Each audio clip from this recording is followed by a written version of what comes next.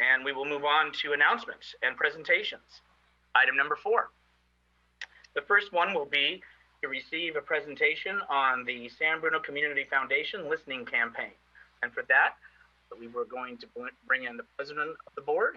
It's nice to see you this evening. We'll put our mics on mute and turn it over to you. And then Leslie, it's nice to have you here. Thank you, Mayor and council members. If you'll bear with me, I'm just going to share a couple quick slides this evening as well. Can y'all see that okay? All right, thanks. So I want to thank you all for having me here to speak yet again. It's been nice to be at your meetings and to share some happenings that are happening for the foundation. And tonight I'm really here to share with you the exciting news of the foundation's recently launched community listening campaign. And I wanted to first start with our backstory on community listening campaigns, just to make sure everyone knew that previously, when the foundation's work was just getting started back in 2015, we conducted our first community listening campaign to hear directly from the San Bruno community members about their thoughts on community needs and how the restitution funds from the gas pipeline explosion in the Crestmore neighborhood could be used to help address those needs. And thanks to many of you, we had a great response. Out of that effort, we identified focus areas and priorities for our work that have really been guiding for us in the last several years. The direction provided the foundation the ability to launch the Crestmore Scholarship to both honor the Crestmore neighborhood and to invest in our young people. Also the Community Grants Fund, which supports local organizations that are at the heart of our community, and awarded a series of strategic grants, including the Pedestrian Safety Strategic Initiative, lead sponsorship of the city's Community Day in the Park, the Music Education Strategic Initiative in our schools, and the First Responder Effectiveness Strategic Initiative. It is also that community listening campaign I'm talking about provided us the ability to be responsive to emerging needs as they've arisen. And as an example, to assist in the key components of the San Bruno community negatively impacted by the pandemic, SBCF has awarded 6 COVID-19 relief grants totaling $757,000. And I just wanted to go over those quickly, for the benefit of the community as well as you all. A $240,000 grant to the San Bruno Education Foundation to provide all teachers in the San Bruno Park School District with new laptops to ensure that they have up-to-date digital tools as they navigate a new era of distance and hybrid learning. Another $10,000 grant to the City of San Bruno to provide home internet access to low-income students through San Bruno CityNet services. A $150,000 grant to San Mateo County Strong Small Business Grant Program, which provided financial assistance to 15 struggling San Bruno businesses. $100,000 to the Child Care Relief Fund, which provided grants to 7 San Bruno child care providers to help them stay afloat through the pandemic. And 2 grants totaling $257,000 to fund the San Bruno Small Business Recovery and Assistance Program, run by the Bay Area Entrepreneur Center of Skyline College, which has provided technical assistance, coaching, and micro grants to help small businesses adapt and reopen. We recently extended our support for that program through 2021, and that program has reached more than 200 local businesses. And through our first grant, 16 businesses received micro grants, and another 15 will receive funding under the second grant that was just approved. But most notably out of the original community listening campaign came a clear priority for new community facilities. We provided funds to the city to conduct a community facilities visioning and prioritization process to identify the top choice for a new facility to be built with the foundation funds. That process, which also included a significant community engagement component as well, led the City Council to identify a new recreation and aquatic center as its top choice and to request that the foundation fund that project.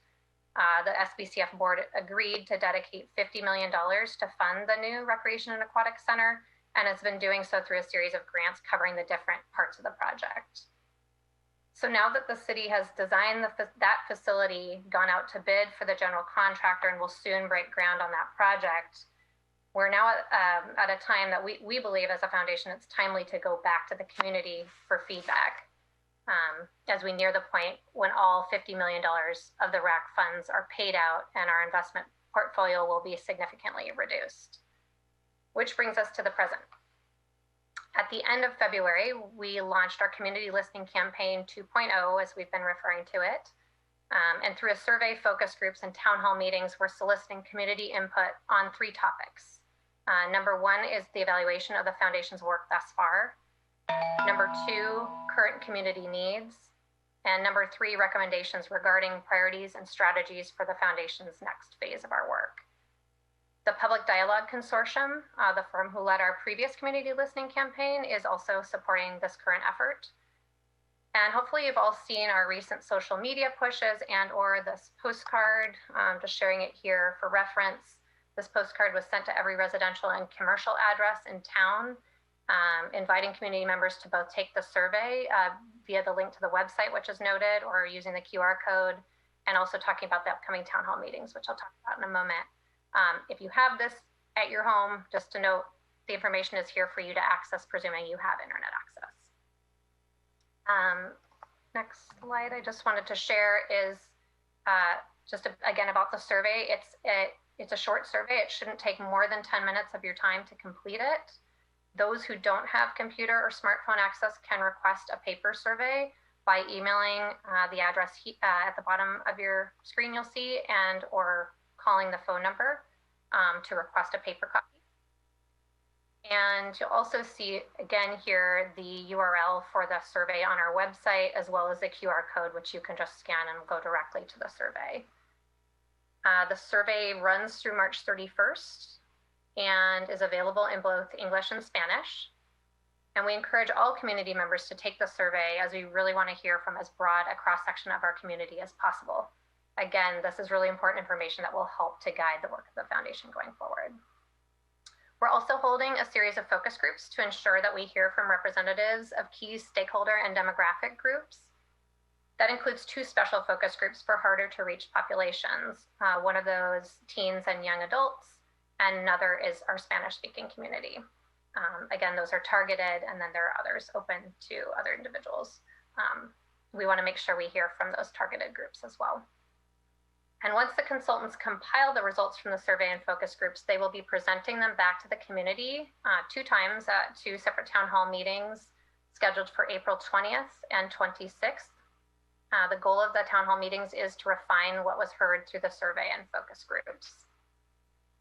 The consultants will then produce a report documenting those findings, which will launch our board strategic planning deliberations starting in May. And it's worth mentioning also that in January and February, the board participated in diversity, equity, and inclusion sessions to begin more intentionally thinking about what it means to commit to DEI as a community foundation. We intend to incorporate those learnings as we develop the strategic plan for the next phase of the foundation's work once it's paid out the Recreation and Aquatic Center grants. Again, just to note, we're really interested to learn what the community sees as top priorities right now and recommendations for how we can best meet those needs moving forward. We look forward to sharing with the council and the public what we've learned through the campaign, and we really hope you'll help us to encourage other community members to participate by taking the survey and attending the town hall meetings. Just wanted to thank you again for the opportunity to share this with all of you tonight, and I'm happy to answer any questions as I may well. And I'll stop sharing. Thank you very much. Do we have comments or questions from my colleagues? Then we'll see if anybody from the audience. Councilmember Mason. Great. Thank you for the presentation. I just wanted to ask if the previous minutes for the previous focus groups would be available to provide a background to the public of kind of how we got here and what had been maybe requested in the past, to see how the future might still allow for some of those requests if they're still warranted. see Leslie turning on her screen, so I might defer to you, Leslie, if you're want to answer. Leslie. We do have the report, a very comprehensive report from our community listening campaign from 2015. It is posted on our website. I believe at least a summary is, if not the whole report, and we're happy to post the whole report, but I believe it is there. Okay, great. So that's available. Okay, great. And then, and I also just wanted to compliment you. I really appreciate the youth, like the young adults group, I'll call it, and the Spanish focus group. I think it's really important, and I'm really glad to see that the foundation took that into account. So thank you. Thank you. Thank you. Yeah, we're really looking forward to having feedback from those targeted groups too. Other questions from colleagues? If not seeing any at this time, we do have a member of the public that has their hand up, and City Clerk, if you could please bring them in. Yes, Malcolm Robinson. Just one moment while I bring you in. Hi, Malcolm. Can you hear me? Can you hear me now? Yes, whenever you're ready. Hi, my name is Malcolm Robinson, 32-year resident of San Bruno. Mr. Mayor, you were a little quick to cut off public comments there. I thought I had my hand raised in time, but I guess I missed out. So I'll just address the work of the foundation. You've done a lot to bring facilities and energy and support for San Bruno to help bring us together. San Bruno is made up of disparate neighborhoods, and you are making an effort, unlike other organizations, to bring us together, to create a sense of community, to bring things together. So $50 million for the rec center at a time when the city council had slashed the aquatics budget 20%. This year we didn't even have a pool. So I would ask that you keep your strong efforts to build a sense of community, and I thank you for your good work. Malcolm? Yep. Malcolm? Yes. You only took a short time, so if you had, if you know, if you want to take about a minute or whatever, since you really didn't use a lot of your time to say whatever else you had. Okay. Last night I had trouble sleeping. I'm trying to figure out what I wanted to say today. In the movie Lincoln, that's running on HBO on San Bruno Cable for those who can afford it now, there's a scene in the Congress where Representative Wood is trying to get the goat of Thaddeus Stevens, the famous Thaddeus Stevens. And Thaddeus Stevens responds that he thinks that people should be equal before the law, equal before the city, equal, you know, as opposed to favoring certain groups over favoring other groups. So as you go through with this fee reconciliation, you know, in the State of the City, I didn't see any remarks about, you know, the fee structure or, you know, budget difficulties that we have to raise fees dramatically, which would have been nice to give some context for that. But as you set these fees, as you go through with this flood zone addition to our city taxes and property taxes, that you keep in mind the sense of equity and the sense of equality before the law, equality before all other things. And I wish you'd keep that in mind. And I also wish that you would have water aerobics again. So it's a great way to bring people together. 2 years ago, a year and a half ago, I brought a petition to the city council asking that you keep daytime water aerobics open for the third month of September, as we had the previous years. The city council decided not to do that. But at those water aerobics sessions, it's mainly like 3 guys and maybe 10 to 40 women, and they're exercising, talking. The late city clerk, Carol, used to go to that on weekday mornings, and it was a sense of community. Often we have 2 and 3 generations of people there, and I miss that. I miss the exercise. It blew out my knee playing softball and athletics over the years, and I'm in my late 60s. I'm retired, so I need to exercise in a weightless water environment. So please think of water aerobics as you're adding swim lessons, which I would agree is another essential service to the city. And also, there's different cities, so not divide us, not have San Bruno residents pay a different fee than others. Form a collaborative environment with Pacifica, with Millbrae, with South City, so that we can all work out and build a sense of community in the North Peninsula. So thank you for the extra time, Mr. Mayor. Take care. No problem, and thank you for your understanding. Okay, I appreciate that. And so unless there are any other comments or questions on this presentation, I would want to thank Leslie and Emily for being here, and thank you for outreaching to the community. Oh, I'm sorry, Councilmember Mason. I just wanted to compliment the report that was given at Wednesday night's meeting. The new aquatic center looks amazing, and I was just wondering if the City Council will have an opportunity to take a look at that. It was almost like a virtual reality tour, and anyway, I was just hoping that we would get that as well, or the rest of the council members could view that. Okay, thank you. I see another hand up, and if it needs to be for the presentation by the Community Foundation Listening Campaign. So before I let you two go, oh, okay. So all right, I don't see the hand now. Okay, why don't we continue? Again, thank you for being here. Appreciate it. Enjoy your evening. Thank you. Let's move on to item B, receive annual report from the Planning Commission. And here we're going to have the chair, Kelly, if you would. There we are.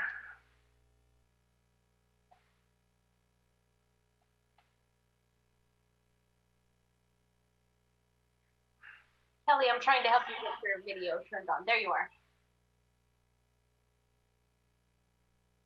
Okay, thank you for bringing me in. Good evening, Honorable Mayor and members of City Council. My name is Kelly Lathine, and I served as the Planning Commission Chair January through December of 2020. And our current chair, Rick Biasotti, has asked me to give our annual presentation to you tonight. Next slide, thank you. Tonight we will begin with an introduction of the 2020 Planning Commission members and planning staff. We'll briefly review the role of Planning Commission, and then I will share significant accomplishments that we have reviewed and considered in 2020. And then I'll conclude my presentation with the projects that we are currently looking at that are in progress, and then the Commission's 2021 outlook. Next slide. We'll go into our introduction of Planning Commissioners. We are. I was for 2020 acting as the chair, and our vice chair was Rick Biasotti. And as of January 2021, Commissioner Rick Biasotti has been elected to chair, and Commissioner Aros Ansberg Harmon is now the vice chair. And in October of 2020, we welcomed a new commissioner, Gerard Madden, but we did lose a wonderful commissioner, Tom Hamilton. He was elected to City Council in November. Congratulations. And there is currently one vacancy in our commission. Next slide, please. We will introduce our planning staff. Pamela Wu is our Community and Economic Development Director, and currently she's also serving as the Secretary to the Planning Commission in the absence of the city's Planning and Housing Manager. Next slide. We will talk about the duties and purposes of the Planning Commission. We are a 7-member quasi-judiciary body, and we provide input and advise City Council. The Commission administers zoning subdivision ordinances in conjunction with the general plan, in reviewing and approving private development applications. The Commission encourages the public to participate in land use policies pertinent to the physical growth of San Bruno. 3 varying members of the Planning Commission also serve on the Architectural Review Committee, and the Planning Commission meets mostly on the 3rd Tuesday of each month. Next slide. And as I'd mentioned, each month, the Planning Commission members, 3 various Planning Commission members volunteer to serve on the Architectural Review Committee. There, we review and we make recommendations on development project applications. And the Architectural Review Committee normally meets on the Thursday before the Planning Commission meeting. Next slide. We'll go over the highlights of 2020. And like it did for everyone, the pandemic changed our format for us. So the Planning Commission, we took a short break at the beginning of the shelter in place, and then we resumed our meetings via Zoom in May of 2020. Next slide. Okay. In May, the Planning Commission reviewed and recommended City Council approval of a new ordinance regulating short-term rentals. The new ordinance provides regulatory control for short-term rentals, providing a mechanism for the city to proactively identify the properties, regulate their use, and collect applicable permit fees and taxes, including business license tax and transient occupancy tax. The City Council reviewed and adopted these regulations in July. In August, the Commission held a study session to review and provide comments on the second phase of the zoning code update. The update focuses on bringing zoning into alignment with the city's transit corridor plan, the TCP, and the housing element. The update also brings the city's ADU, density bonus, and the affordable housing requirement into alignment with recent state law updates. Okay, next slide. Other highlights include the approval of the city's Recreation and Aquatic Center in May, and that includes the demolition of the existing Veterans Memorial Building and the San Bruno Park Pool to allow construction of a new two-story and approximately 49,360 square foot San Bruno Recreation and Aquatic Center. Also, the approval of the Stratford School at 201 Balboa. It allowed the establishment of a new private school kindergarten at the former El Crystal site. And unfortunately, the city was recently informed by the school district that the Stratford School has withdrawn its interest. Later in October, the Commission also reviewed and recommended that City Council approve and extend the 1996 development agreement for the 1400 and 1450 Bay Hill Drive development. So you saw that as well. In the course of 2020, the Commission also approved 5 other single-family residential conditional use permit projects and a new childcare center at 250 Cortland Drive. The Architectural Review Committee committee reviewed 6 residential projects, the proposed remodel at Artichoke Joe's Casino, and we authorized a facade change to allow a new liquor store to occupy the former Don Pico's restaurant site at El Camino Real. Then we'll look into 2021 for the Commission. There we go. There are several major projects that are coming before the Commission in 2021. These large projects include completion of the second phase of the zoning code update, recommendation of the final adoption of the Bay Hill specific plan, and the approval for the YouTube phase 1 development.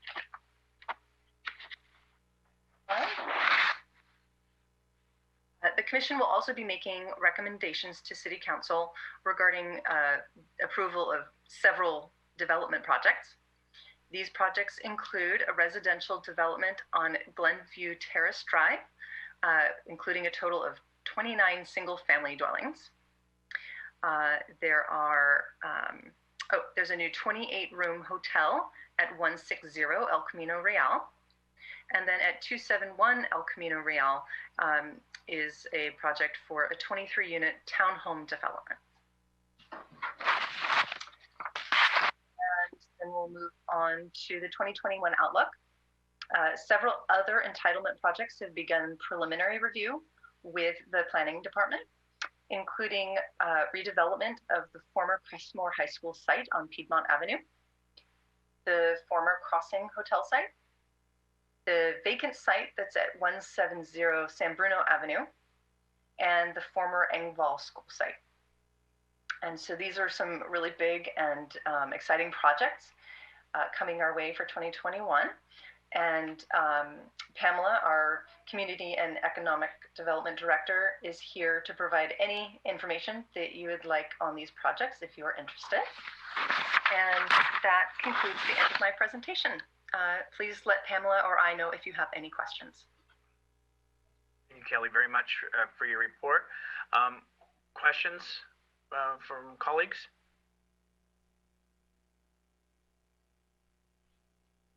Not seeing any, and at this time, and I'm seeing none from the public at this time either. So therefore, we want to thank you for being here. Thank you for spending your time with us.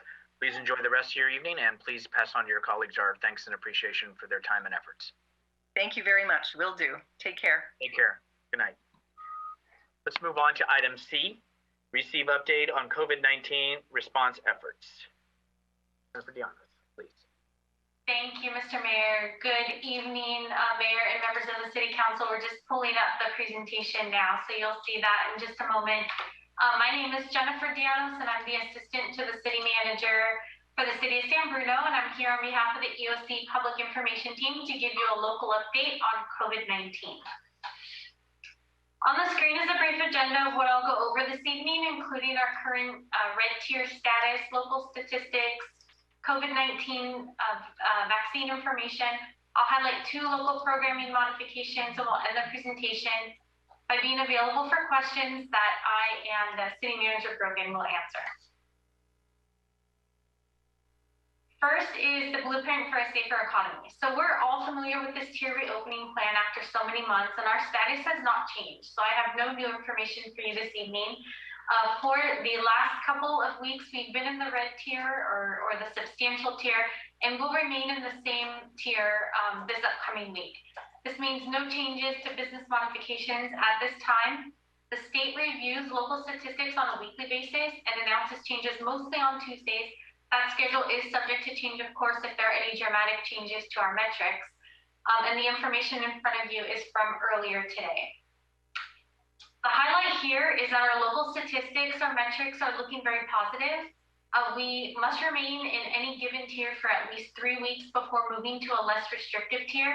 And on the screen are the requirements to move to the next orange tier. And so you'll see that we are looking really good in that orange tier there.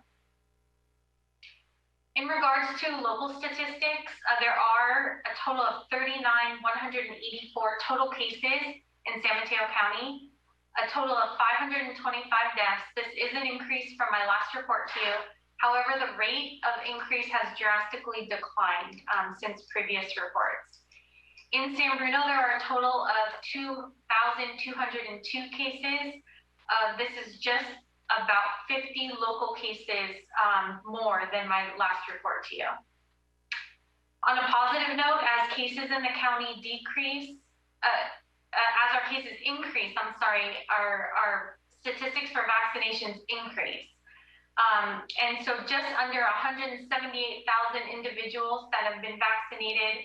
That includes 76,262 of which have completed the entire vaccination series. I think I may have said that backwards actually, so I just want to correct it for the record. Our cases in the county have decreased and our statistics for vaccinations have increased. Later this week and next week, the county will host the second round of vaccinations at the local mass vaccination site. And so this number of vaccinations will likely increase very soon. Please only show up to the site if you have an appointment. These are for those that have registered already. In San Bruno, there's 28.5% of our population that have received a form of the vaccination. This is not necessarily the full series, and at our last meeting, Councilmember Hamilton, you inquired if the county would provide that information in the form of a statistic. At this time, that stat is not broken down by zip code. It's only based on the percentage of our community for some form of vaccination, but the request was passed along to the county. There are additional statistics online that show the vaccination demographics by age and by race. However, it's available in terms of countywide numbers and not by zip code or San Bruno specific. Next is the COVID-19 vaccine. The county continues the vaccination distribution process in accordance with the state's guidance.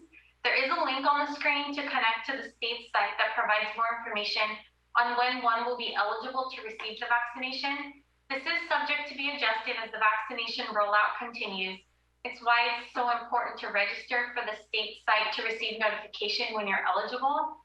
That site is myturn.ca.gov, or for those that don't have internet access, phone option is available, and that number is 833-422-4255. For those that do not have online access, they could call the number. The local notification system that the county put together, it'll soon transition to My Turn system. And so as mentioned before, you should go and register and also stay in contact with your primary care physician. The allocation by dose and the administration of the vaccine is a very complex system. And on the screen, you'll see the variety of program administrators involved in the vaccine rollout. Eventually, there will be enough doses to vaccinate anyone who wants the free vaccination. So again, please sign up at myturn.ca.gov to receive notification and allow those that are most vulnerable to receive the vaccination in an orderly manner. The county has partnered with several local groups to help outreach to local communities that's in our local jurisdiction and countywide. And it's the communities that may have barriers in receiving information, including language and technology barriers. And we'll continue to work with the county to assist in these efforts and to make sure that our San Bruno community stays informed. The CDC recently released information about gatherings once individuals are fully vaccinated. Fully vaccinated is defined as 2 weeks after completing the full series of a 2-dose or a single-dose vaccine, depending on which vaccine you receive. There is a link on the CDC website on the screen here, and although you're fully vaccinated, you'll still need to take precautions, including wearing a mask, social distancing, avoiding crowds, and poorly ventilated spaces. And not on the screen, but worth noting, the state recently recommended the wearing of double masks, and that includes a cloth mask on top of a disposable mask. After being fully vaccinated, you should still avoid all medium and large size gatherings. You should delay travel and always be aware of symptoms. And again, the CDC website is on the screen, which you can link to learn more and to get a complete list of current recommendations. As you know, our EOC team is always evaluating our local operations as we continue in our response to COVID. A very popular event that usually brings many local communities to San Bruno Park, known as the Easter egg hunt, has been modified and personalized. Unfortunately, there will not be a community Easter egg hunt, but we have something that's even better, or a better alternative at the very least. Our recreation team has developed You've Been Egged by San Bruno's famous Peter Cottontail. And for those that register, baskets of goodies will be dropped off during the designated days in March and April. Each basket is $10, and you can register on the city website to participate in the program. Another modification made this year due to COVID is the annual State of the City address. Usually the city would hold the address and community members would attend. However, this year we recorded the address. It was recorded at the gym located in the Recreation Center, which also allowed us to record prior to our new Recreation and Aquatic Center project progressing. It was nice to be able to capture the essence of the building, which was and is the home to many memories to our community and those that have played, worked, and visited our gym. So if you haven't already watched the State of the City address, you can link to it from this presentation, or you could get to it from our homepage. And before I move on to the close of my presentation, I do want to say that last Friday, March 5th, marked San Bruno's first step in dealing with COVID-19, and that was the day that we began changing operations, all in an effort to keep our community safe. We've all been through a lot since then, and although our county metrics are improving and the vaccination rollout becomes more available, we continue to urge you to continue doing your part, because it's truly a community effort. So please continue to wear your mask, social distance, and wash your hands. And with that, I remind everyone to stay connected and am available for any questions. Thank you, Jennifer, for your report. Are there any questions from colleagues? Councilmember Mason. Okay, thank you for your report. I just wanted to ask about, so today I'm looking at my notes, but I saw on Instagram that the city posted that the pool is now permanently closed due to the construction of the new aquatic center. And so given that we just had the question about the pool, and then I think I did ask at the last meeting as well, where is the city around reopening of the programs that we will have? The San Bruno Park School District went back to school yesterday. So as a parent, I'm already thinking about summer camps. Is anything going to be available for the kids? And I am curious to know if the city is working on the next steps and when we would plan to receive a report on that.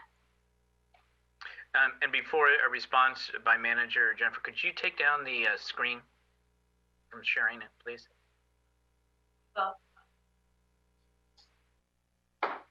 And thank you. And then whoever would like to respond. Councilmember Javon Grogan, City Manager. I can respond. And Director Ann Latola, if you have anything to add, please come into the room. So as we said at the last council meeting, the city is fully aligned to the state's reopening plan, specifically the color-coded system. We have provided council with the chart on what outdoor recreation programs are allowed based on the color-coded system. We have not had a change in the color-coded status since the last meeting, so thus we're not announcing any reopening of activities. We are in the middle of planning our summer activities, and so we're not ready to announce that just yet, but we will do that soon.